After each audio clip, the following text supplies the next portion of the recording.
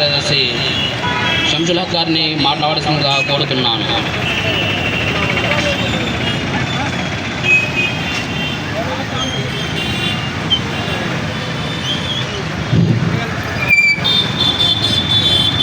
ఈరోజు ఆళ్ళగడ్డ 4 రోడ్ సర్కిల్లో ఎస్డిపిఐ ఆధ్వర్యంలో ఒక నిరసన కార్యక్రమం చేపడుతున్నందుకు కాంగ్రెస్ పార్టీ స్టేట్ మైనార్టీ సెక్రటరీగా నేను ఈరోజు ఈ కార్యక్రమంలో పాల్గొనడం జరిగింది.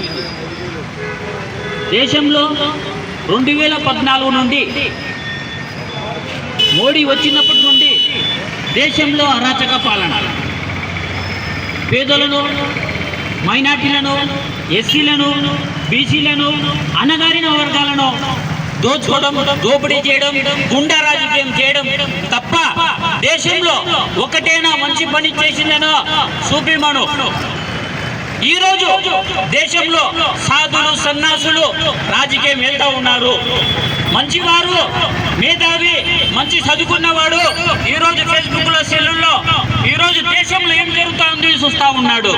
మేము ఈరోజు బీజేపీ ప్రభుత్వాన్ని హెచ్చరికుంటే వచ్చే రోజుల్లో భారతదేశంని మోడీ మిగతా దేశాలకు అమ్ముతారని నేను ఒక భారతదేశ పౌరులకు ప్రతి ఒక్కరికి సూచిస్తా ఉన్నా.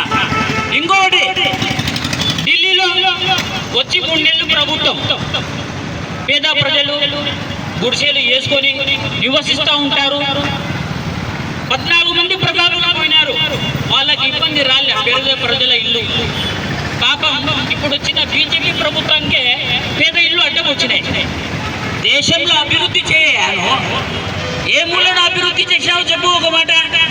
ఒక రాముడి గుడి కట్టినామంటే ఏం చేసినా దేశంలో చెప్పు, చూపి, మళ్ళీ డిబేట్కి రాని, మళ్ళీ వస్తాం మేము. మైనార్టీల సమస్యలు ఎప్పుడు మైనార్టీలే.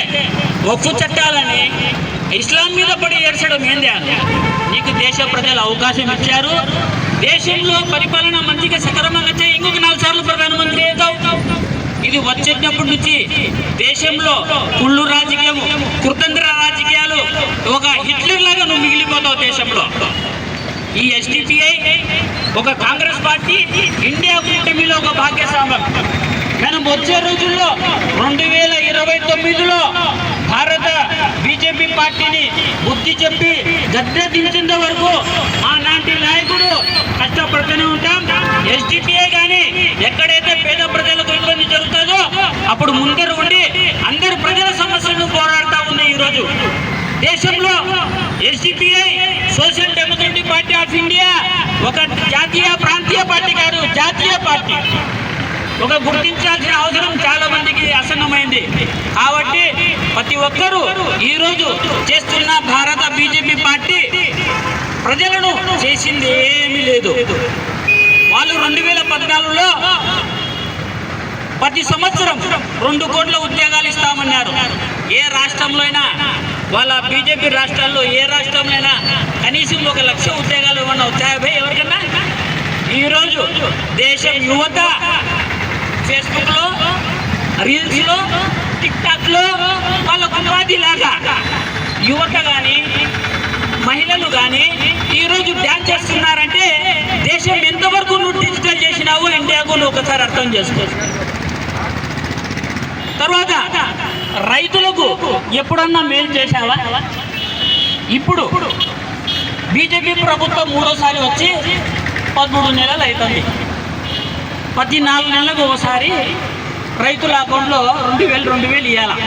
ఇప్పటికి 4వసారి 5వ విడత కానీ బేల, 1 విడత కానీ ఇప్పుడు రాలే అకౌంట్లోకి. తర్వాత ఇక్కడ ఉండే కూటమి ప్రభుత్వం కానీ మన చంద్రబాబు నాయుడు గారు కానీ ఇంతవరకు సంవత్సరం అయింది, రైతుల అకౌంట్లో ఎవరికి 1 రూపాయి ఏమన్నా పడినాయా? పడలేదు. తర్వాత ఇంకొక విషయానికి వస్తే వ్యాపారస్తులు జిఎస్టీ మీద నరక యాత్ర ఇచ్చేస్తున్నారు. తర్వాత ప్రతి ఒక్కరూ సుఖ సంతోషంలో ఎవడు లేడు బీజేపీ ప్రభుత్వం వచ్చినప్పటి నుంచి. తర్వాత 2016లో నోట్ల రద్దు చేసినాడు, దేశం డిజిటల్ అవుతుంది అన్నాడు. దేశం ఇంకా 20 సంవత్సరాలు వెనక్కిపోయింది. డిజిటల్ కాలేదు, ఇంకా దేశం వెనక్కిపోయింది. అది గమనించండి మీరు. ఏదేంలో దేశంలో అభివృద్ధి చేసే కార్యక్రమాలు చేయండి. పేద ప్రజలను ఒక 1000 ఇల్లు కూల్చనికి మీకు చేత అవుతుంది. దానికి బట్టి పోలీస్ బందోబస్తు అందరికీ సహకరించి వాళ్ళ ఇళ్లను నాశనం చేసిన తెలుసు. ఏం ఒక 100 ఎకరాలు కొని ప్రతి పేద ప్రజలకు ఒక 2 సెంట్లు స్థలం ఇవ్వలేవా దేశ ప్రధానిగా అడుగుతున్నావు. నేను ఒక కాంగ్రెస్ పార్టీ నుండి నేను డిమాండ్ చేస్తా ఉన్నా. చేయలేవా? ఇదే నిజాం నవాబు జవహర్లాల్ నెహ్రూ పిఎం ఉన్నప్పుడు 6 టన్నుల బంగారం ఇచ్చినారు దేశం కోసం. నువ్వు ఏం చేసినావు? 11 సంవత్సరాలు దేశ ప్రధానిగా చేస్తున్నావు కదా. దేశం కోసం ఏం త్యాగం చేసినావు అడుగుతా ఉన్నా నేను. కాబట్టి ఇప్పుడైనా మీ అరాచకాలు తగ్గించుకుంటే బాగుంటుంది. లేకపోతే దేశ ప్రజలు ఆగ్రహానికి గురి అయితే దానికి నిలబెట్టడం ఎవరి చేత కాదని నేను ఒక కాంగ్రెస్ పార్టీ నుండి డిమాండ్ చేస్తా ఉన్నా. అలాగే నాకు ఎస్డిపిఐ మాట్లాడమని అవకాశం ఇచ్చినందుకు ఆ పార్టీకి కృతజ్ఞతలు తెలుపుతా ఉన్నా. జై కాంగ్రెస్.